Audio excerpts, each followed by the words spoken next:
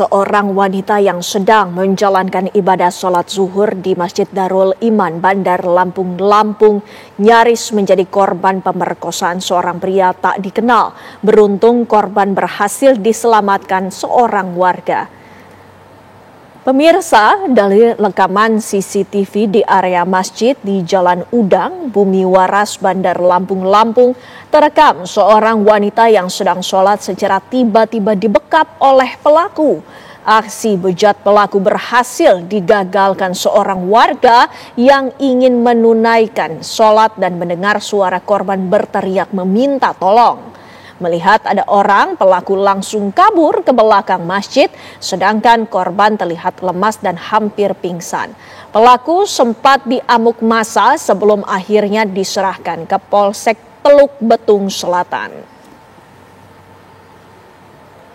Di masjid lagi nggak tahu